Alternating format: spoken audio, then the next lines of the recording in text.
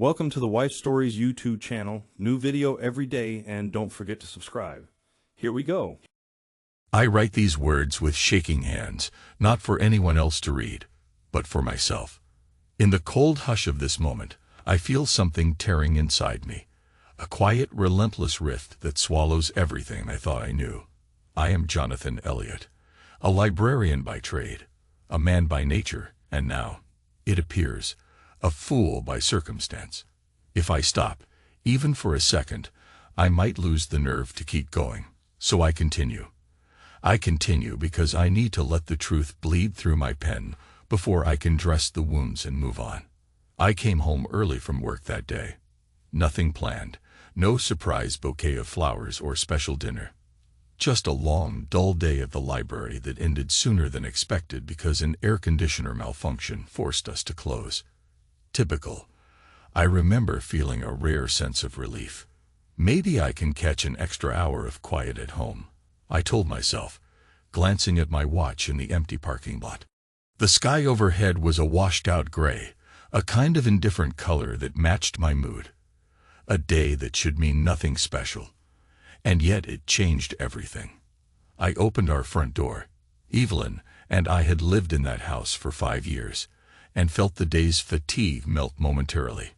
I recall how we had decorated the hallway in warm ochre hues, how she fussed over the exact color that would make our home welcoming. Funny how in the end, paint is just paint. You can't lock in loyalty with a perfect shade. For a moment, I picked up an odd noise. Faint, rhythmic. My first thought was that Evelyn might be on the treadmill she'd set up in the spare bedroom. Then something about the pace of those sounds made my stomach tighten. I dropped my leather bag by the door. I remember it landed heavier than usual, a dull thud echoing on the hardwood. My heart pounded in my ears, so loud I could barely hear my own footsteps as I crept deeper into the house. The bedroom door at the end of the hall was open a crack. She had always insisted we keep it fully shut or fully open, never ajar. She liked things tidy, decided, her own brand of neatness. So seeing it that way, partly open, felt like the universe's small hint that something was off. I pushed the door gently. I still see it in slow motion, the wedge of the room coming into focus. Unmade sheets in soft lamplight, the silhouette of two bodies merging. My breath caught in my throat. Evelyn's hair spilled across the pillows. She was arching back, eyes closed, arms around a man's shoulders, her voice a hushed moan. My mind wanted to refuse the images, but there was no misunderstanding. The shape of their limbs, the damp heat in the air, the betrayal carved into every curve of their bodies. I should have shouted, raged, lunged forward. Maybe in the movies, that's how a man reacts. But I stood paralyzed. All those nights I lay next to her, intimately familiar with every line of her body, every sigh. And now, that same body belonged to someone else, right here in our home, in the bed we'd shared. I couldn't decide which was more devastating, the shock of the raw sexual betrayal or the surreal hush that followed when they finally noticed me. He turned first, half rising off her broad shoulders gleaming with sweat. Dark hair, tanned skin, a look of annoyance flickering across his face, like I'd interrupted his dinner. I recognized him from a few times. Evelyn mentioned a consultant at work, but I never paid attention to the name. Marcus, I think. I didn't know whether to leap at him or vomit. My brain told me to move, to do something, but my limbs felt like dead weight. I stared at his face. He stared back, unconcerned, maybe sizing me up. He was an inch taller than me, more muscled, dripping with smug satisfaction. Even in that moment, I could feel his self-assurance. That's what angered me most. No shame, no scramble for an apology. Just a half smirk telling me I'd lost. Evelyn gasped, pulling the sheet to cover herself. She sat up, hair tousled, eyes wide but oddly calm, as though she'd been expecting me for weeks. Or maybe she'd expected to be caught eventually. Some corner of her mind must have known this double life wouldn't stay secret forever. When she spoke, her voice sounded brittle, far off. Jonathan, I can explain. Explain. My world was crumbling, and she offered me that dull, worthless word. I didn't speak. I just turned around. That might have been the single moment that humiliated me more than seeing them together, my own powerless exit. I left the room, left the house, left everything behind. I hadn't planned to do it, didn't pack a bag, didn't even grab my wallet. I just walked outside, leaving the door ajar behind me. On the porch, the late afternoon smelled of damp earth and cedar. Our neighbor from across the street, a retired teacher named Mr. Schwartz, was walking his dog. He waved half-heartedly. I must have looked insane, face pale, expression frozen. I stepped onto the sidewalk, and he came closer, hesitant. "Everything all right, John?" I think that's what he said. My mouth was so dry I couldn't form words. I wandered the streets for hours. At some point, the streetlights flickered on, painting everything in an orange haze. I found myself at an all-night diner, bought a coffee with the few coins in my jacket. The waitress gave me a worried look. Maybe I looked like a homeless man. In that moment, I realized I effectively was. My home was violated, no longer mine. My wife was with someone else. My identity as a husband was worthless. I was a man without anchor, drifting. Time lost meaning that night. I recall half sleeping on a bench, clinging to my jacket, a chilly breeze reminding me I was alive. The next day, I tried to return to the house, thinking I'd grab some clothes. When I arrived, she wasn't there. The emptiness sang a mocking tune in every corner. I realized how foolish it felt to even call it my home. The neighbor, Mr. Schwartz, approached me outside. "Evelyn left with a box," he said quietly, casting a sympathetic glance. "Looked like she was in a hurry. Maybe to a friend's place." I nodded, numb. I remember seeing the living room curtains parted. Perhaps she'd done that in her hurry. The couch where we'd watch movies together. The kitchen where she'd stand in her pajamas on Sunday mornings. All of it felt so distant. My entire life had just been hacked in half, and I couldn't muster the energy for anger yet. I felt a deep, gnawing hollowness. I grabbed a duffel bag, stuffed it with a few shirts, some underwear, socks, whatever. I left behind the ring box we kept in the dresser drawer, the box that held my father's wedding ring, passed down after he died. Somehow, it felt tainted. My father had always told me that rings symbolized unwavering loyalty. Now it was just an artifact, something I didn't trust myself to wear. That was the last moment I spent in that house for a long time. I walked out again. No sense in staying, I told myself. The house that had once felt warm was now a shell. The bed we'd shared was defiled. And she, well, she was gone. Maybe I was the one who truly left first, but the difference hardly mattered. In the weeks that followed, I lived in a cheap motel near the library. I still showed up to work, but everyone sensed my distraction. My boss, a kind older woman who rarely meddled in personal affairs, asked if I was okay. I lied, said I was dealing with some stress. The library was ironically the one stable anchor I had left. Shelves of old books, silent corners, the comforting smell of paper and dust. I started sleeping in my jacket, even inside that cramped motel room. Maybe it was a symbolic armor, a foolish attempt to keep something on me at all times. In the nights, I'd jolt awake, sure that I needed to run again. Because if you can't trust the person who once shared your bed, who can you trust? I'm not proud of how I handled things, or rather how I avoided them. I never confronted her directly, never confronted him, didn't gather my dignity for a fight. It was as though every piece of me had collapsed, leaving me unable to stand up for what was mine. At times, I'd hate myself for not throwing a punch, not shouting curses, not demanding answers. Other times, I'd convince myself it wouldn't have made a difference. The damage was done. I remember Mr. Schwartz telling me one day, I saw her again. She's with a man, dark hair, drives a fancy sedan. He paused with sympathy. Looked serious, John. I'm sorry. I just nodded. My heart sank, but I'd gone numb enough to stop feeling the immediate burn. It was like putting your hand in a flame so often that eventually you hardly register the pain. But the scaring remains. Friends tried to talk to me, told me to let it out, to find some resolution. I had no words for them. I wasn't even sure how to describe the betrayal that gnawed at me daily. My mind replayed the scene. Her parted lips, the arch of her back, the heat in the air, Marcus's eyes flicking to mine with that damned look of mild annoyance. Every time it replayed, I felt worthless as a man. I wondered, am I not enough? Did I fail in bed, or was I too dull for her passion? Or maybe it was something else entirely. 1,000 different answers, none of them offering any solace. About a month after leaving the house, I withdrew my savings, closed my bank account, and left the city. No real plan. I told my boss I needed indefinite leave for personal reasons, and she kindly let me go. Perhaps she knew forcing me to stay wouldn't help.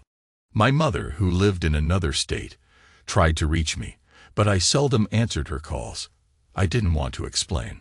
My sister asked me to come to Chicago, but I refused. Didn't want to be pitied, didn't want the inevitable questions. Why didn't you try counseling?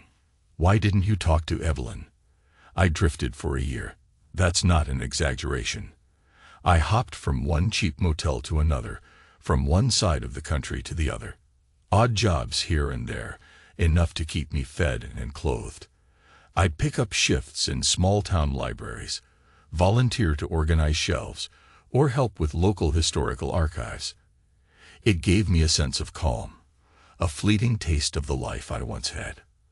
But I never stayed long enough to form ties or let anyone in. In the process, I learned to vanish. Some nights I'd ask myself who I was running from. Her, the memory, or the man I saw in the mirror, the one I despised for not fighting back. I slept in my jacket because it reminded me of the day I left. A part of me believed that if I removed it, some new betrayal would strike. Silly, yes, but heartbreak can push a grown man into all sorts of irrational choices. At times, I thought about calling Evelyn. The phone would be in my hand, her number dialed halfway, but I'd stop. My chest would clench with the memory of her silhouette twisting on the bed. The sense that I, Jonathan Elliott, decent man, loyal husband, had died in that single moment. So I never went through with the call. Then one day I was in a small coastal town in Oregon, working in a modest public library, half living out of a trailer by the beach. The library was quiet, with worn wooden floors and dusty windows. Tourists wandered in occasionally to ask about local attractions. I was shelving books about maritime history when I felt a presence behind me. The hair on my neck stood up before I even turned around, as if my body recognized her before my eyes did. Evelyn stood there, slender in a gray coat, her russet blonde hair pinned back. The sea breeze must have ruffled her hair outside, but her expression was still calm. Her eyes, once so vibrant, now looked hollow, ringed by shadows. For a second, I thought she was just a phantom of my exhaustion. Then she whispered my name. "Jonathan," she said. That single word carried more weight than I could bear. If the floor had opened up beneath me, I'd have fallen gladly. So many times I'd dreamed of this confrontation, but in none of those dreams did I expect her to look so broken. She stared at me, silent, as though searching my face for a sign of recognition, or maybe forgiveness. I didn't speak. My throat tightened, and every muscle in my body tensed, as though ready for a blow. The library was deserted, not a single patron in sight, just the quiet hum of the overhead fluorescents and the faint crash of ocean waves beyond the windows. She took a step closer, tears glistening on her lashes. "I need to talk to you," she said softly. "I found out where you were. I asked around. Tracked your name through local library networks. Please, can we go somewhere? I want to explain." I shook my head. I felt strangled by the memory, by the betrayal, by the raw regret that laced her voice. The last time I saw her, she was clinging to another man, her skin bared in our bed. I forced out a single question. "Where's he?" She lowered her eyes. "Gone. It ended months ago. Jonathan, I know you hate me. I hate myself too. But you have to let me explain what happened, or at least listen. I can't live like this. A tear slid down her cheek, but I couldn't trust it. I stepped back, arms crossed, trying to keep my voice calm. I felt a deep, ice-cold anger building. Explain? You already tried that word once. It meant nothing then. My voice was flat, distant. What do you want? She swallowed hard. I want to make amends. She paused, eyes darting over my face. I know I can't undo the past, but I want you to know I'm not. It wasn't just some cheap fling. I lost my head, yes, but it was. She stopped, realizing how flimsy her words might sound. I know it sounds absurd, but I never wanted to hurt you. I was lonely. And Marcus, it's complicated. But I never stopped caring about you. I stood there, my heart pounding. A mocking voice in my head wanted to laugh in her face. Another voice wanted to wrap my arms around her and scream at her for betraying me. But I was done feeling in extremes. Over the past year, I died 1,000 times inside. There was no more heartbreak to experience. I was a hollow shell that once contained love. She seemed to sense my emptiness. Could you at least let me buy you coffee? Somewhere public, neutral. I'm not asking for a second chance at marriage, just a conversation. Her voice trembled on those last words. I gave a curt nod. The part of me that was curious overshadowed the part that wanted to bolt. We found a shabby cafe a few blocks from the library. Tourists sat at mismatched tables, the smell of burnt espresso in the air. Neither of us ordered anything. We just sat across from each other in a corner booth. I studied her face in the dim light. She looked older, more tired, and I realized that time had passed for her too, not just me. Evelyn began haltingly. I don't know where to start. After you left, I tried calling your phone, but it was disconnected. I talked to your mother, to your sister. No one knew, or if they did, they wouldn't tell me. Marcus and I ended pretty soon after. It turns out that a relationship built on guilt and betrayal doesn't last, and I was so ashamed. She trailed off, pressing a napkin to her eyes. I said nothing. My jaw felt locked.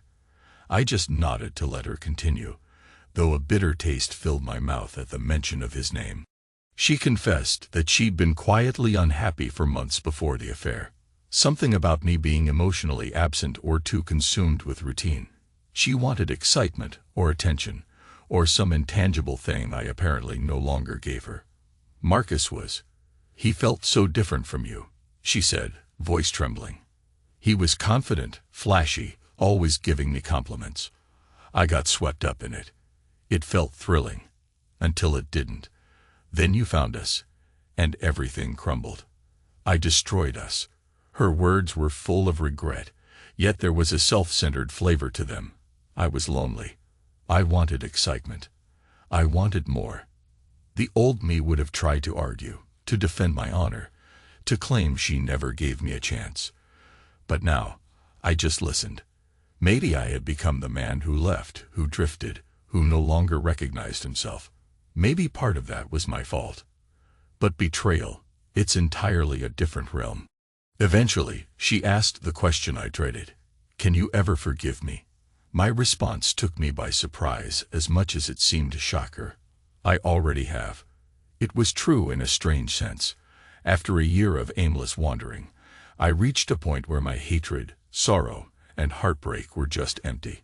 I had no capacity to hold on to that venom. The open wound had drained so thoroughly that all that remained was numb acceptance. I forgive you, I repeated, but it doesn't mean I want you back. She looked crushed. Jonathan, please, we can try counseling, we can.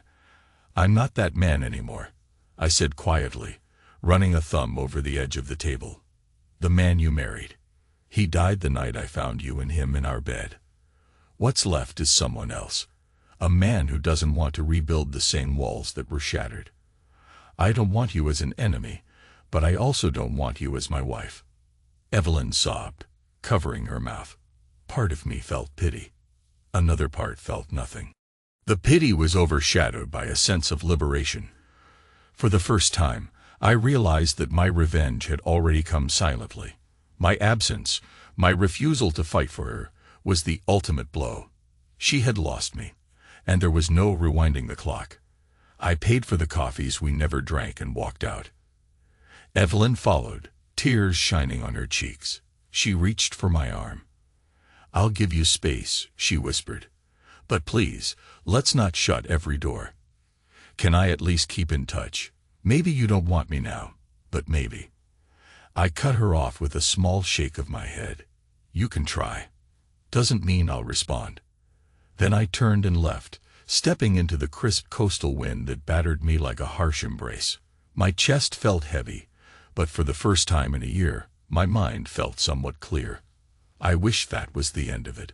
But of course, I still carried the memory of Marcus. I tried to bury it, but part of me wanted closure not just with her, but with the man who'd looked me in the eyes while taking everything I held dear. Maybe it was pride, a masculine urge to rectify the blow. Perhaps I needed to see him in the flesh, to read in his face whether he felt regret, or if he'd chalked the whole thing up to another thrill. I kept telling myself revenge is worthless, that the real revenge is living free. Yet some deep itch needed scratching. Not long after that confrontation with Evelyn, I found out, through an accidental tip from a mutual acquaintance who recognized me in a store, that Marcus sometimes frequented a local financial conference in Portland. He was an independent consultant, apparently still riding the wave of big deals and fancy suits. There was an upcoming event in downtown Portland. My stomach clenched at the thought of seeing him. But I went anyway.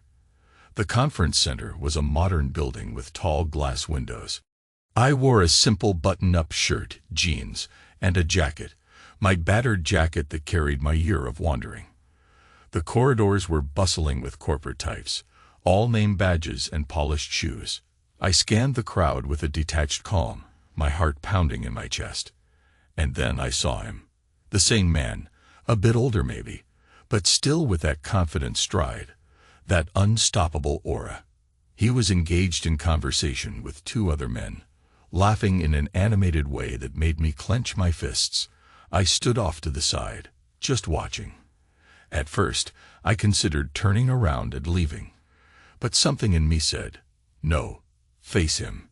So I approached slowly, weaving through the crowd. He glanced my way, recognized me, and for a split second, I saw shock flicker in his eyes. Then his usual mask of self-assurance slid back into place. He excused himself from the men he was talking to and walked over. "Jonathan, right?" He gave a half-smirk, as if this was some casual introduction. "Long time, no see."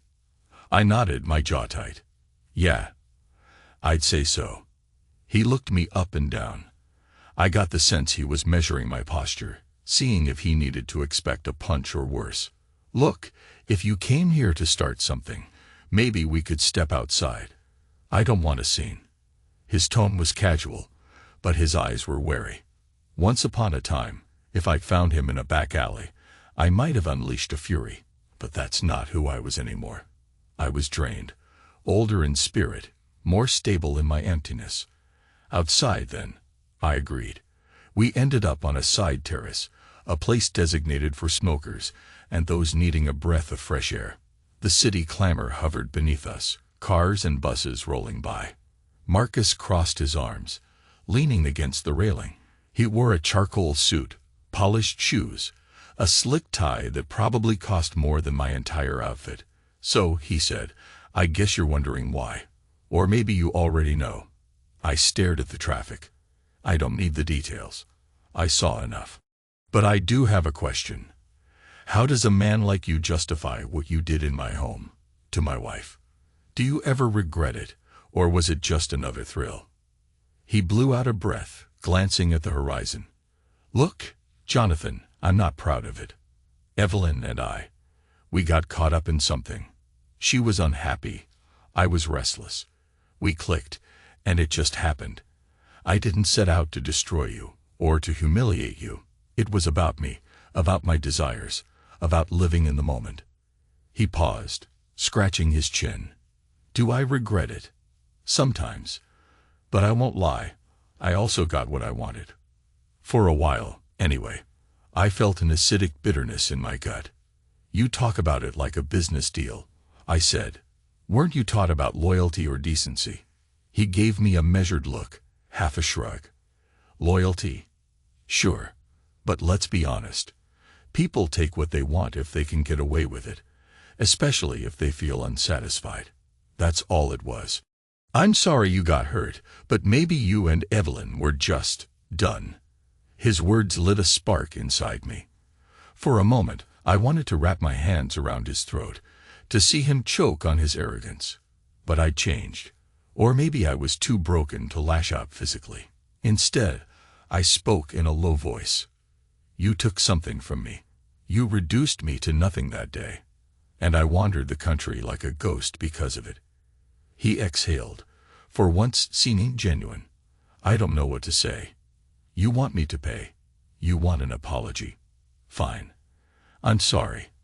I messed up. I messed with another man's wife. That's on me. But you have to realize, if your marriage had been strong, maybe she wouldn't have wanted me. I'm not saying that to be cruel. It's just the truth.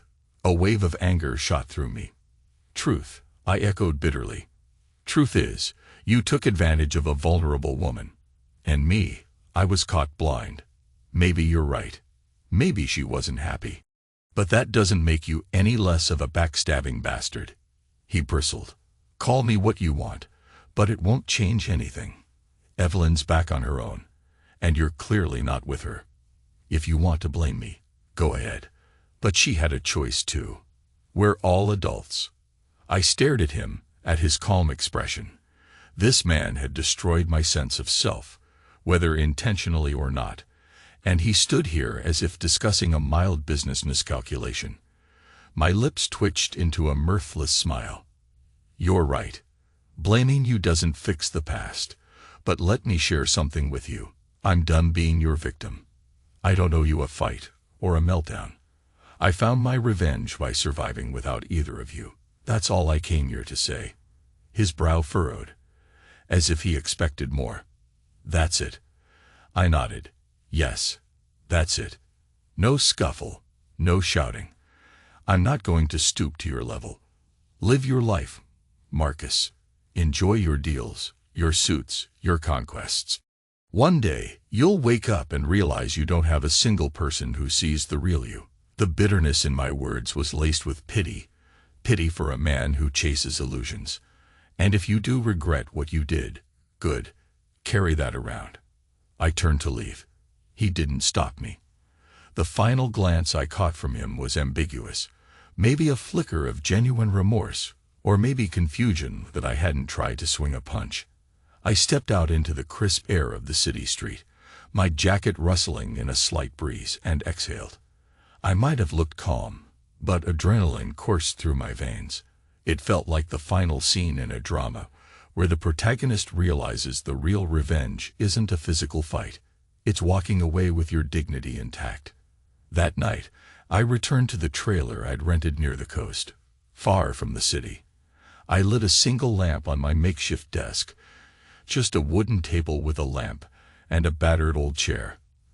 The wind howled outside, a salt-laden gust rattling the flimsy walls. I opened a small chest where I kept trinkets, souvenirs from my drifting year, random objects that for some reason felt meaningful in lonely moments. I pulled out a small stone I'd once picked up near the ocean. Heavy, smooth, round, fitting perfectly in my palm. For the last few months, I'd carried it around like a reminder that my heart had hardened. I studied it in the lamplight, turning it over. That stone was my heart. Solid, closed off, no longer beating for Evelyn, no longer mired in the past. It symbolized that I survived. I realized that after seeing both Evelyn and Marcus, after letting them each witness my calm resolve, I felt free. A memory drifted in. My father once told me, sometimes the greatest act of revenge is to live well. I understood that now. Living in agony for a year, running from place to place, never letting anyone close. That was no victory.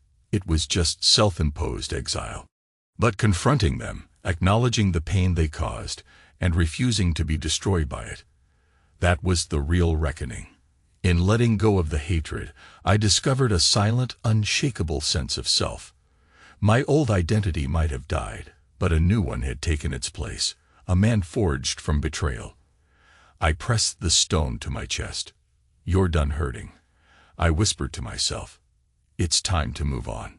My voice sounded foreign, a hoarse murmur in the quiet. But I meant every word. Let them each carry their share of regret or guilt. Let them find their own path. Mine was now separate. Over the next weeks, I made arrangements. I contacted my old boss in the Portland library system, explained I was ready to come back if there was a position. She offered me a new role in a different branch. No shame in returning to a familiar craft, I decided. I was done punishing myself. My mother and sister were relieved to hear I was settling, though I still kept the details sparse.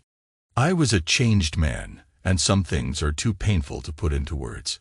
Evelyn reached out a few times, a couple of text messages, a short voicemail. Always gentle, always tinged with sadness. But I never replied. I had nothing left to say. Maybe one day we could talk again, from a safer distance. For now, ignoring her was the only path to preserve my peace. As for Marcus, I didn't see or hear from him again, which suited me just fine. Sometimes I'd catch myself wondering if he'd call, seeking some kind of final closure, but that never happened. He seemed the type who simply moved on to the next big deal, the next conquest. Let him keep playing that game. I'd made my stance clear. I found a modest apartment in Portland, near a park filled with tall pines, not too far from the library where I'd work.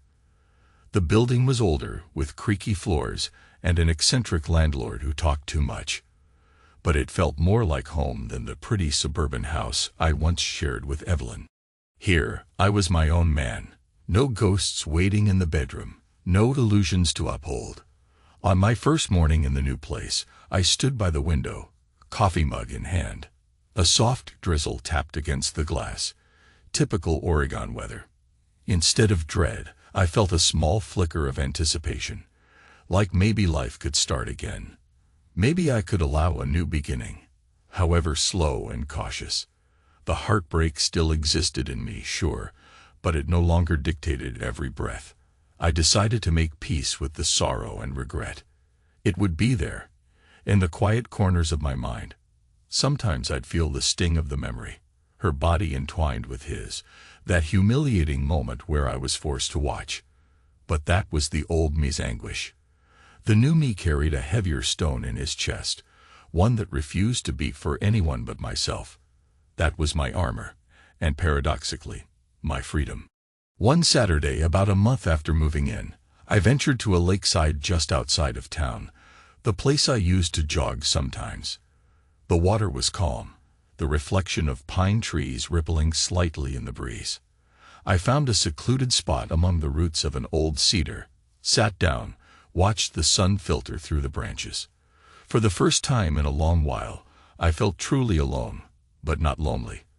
I placed the stone on the ground before me. I whispered words to myself. Revenge isn't repayment, it's release. No more fantasies of punishing Evelyn or Marcus. No more illusions that I could erase the past. My revenge had been the slow, steady process of letting them go, turning numbness into acceptance, forging a self that didn't revolve around being a wounded husband. I was Jonathan Elliot. Not the man who walked out in heartbreak, but the man who rose from it. I closed my eyes, breathed in the scent of wet earth and pine, exhaled years of tension in a single drawn-out sigh. It wasn't a dramatic epiphany. No bolts of lightning, no swirling emotional meltdown. Just a quiet, rooted certainty that I was going to be all right. As I got up, I felt lighter. I left the stone there by the cedar's roots.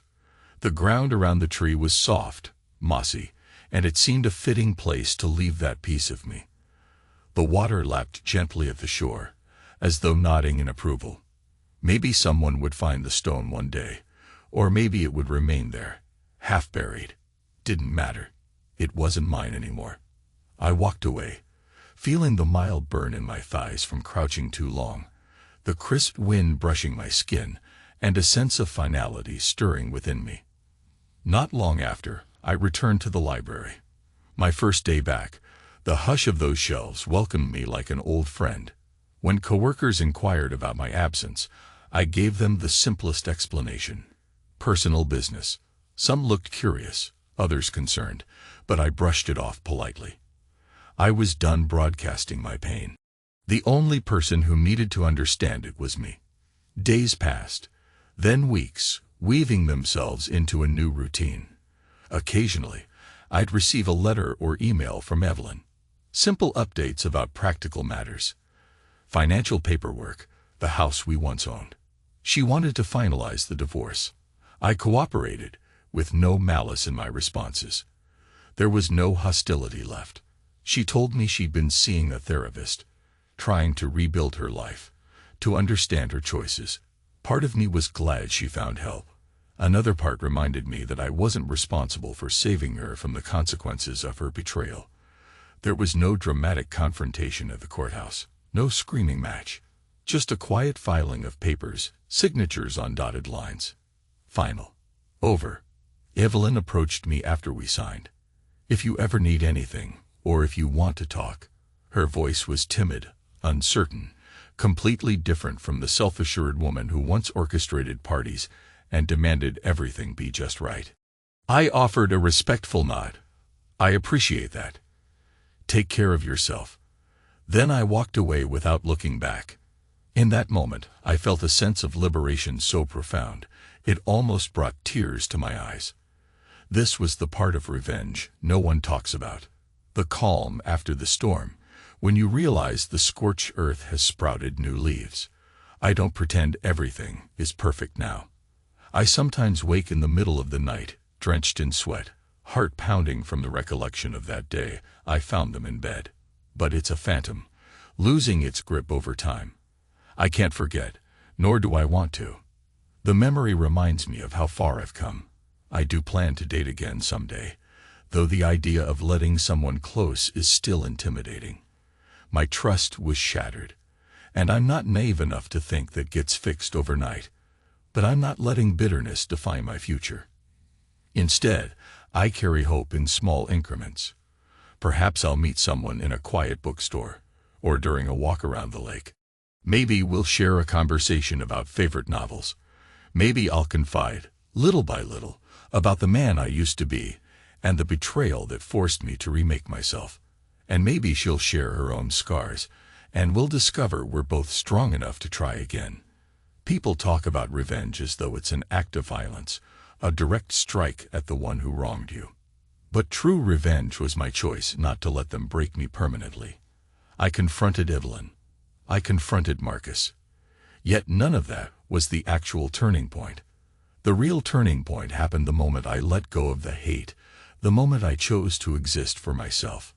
In that sense, I found victory in the quiet corners of my life, walking away from the illusions, from the captivity of anger, from the role of being just the betrayed husband. So here I am, writing these final words in the new hush of my living room. The walls are a bland white, the furniture minimal, but it's mine, all mine. I have an armchair by the window with a small table for my coffee. A reading lamp stands ready for those long nights when I devour novels. There's no constant weight in my chest, no heaviness in my limbs. Sometimes I still sleep in my jacket. Old habits die hard, but it's more of a lingering comfort than a shield. I can already hear the rhythmic tick of my new life. It's not perfect. The scars ache, but they remind me that I was strong enough to survive. If Evelyn and Marcus ever cross my path again, I imagine it won't unnerve me the way it once would have. I've changed, grown, shed layers of my former self.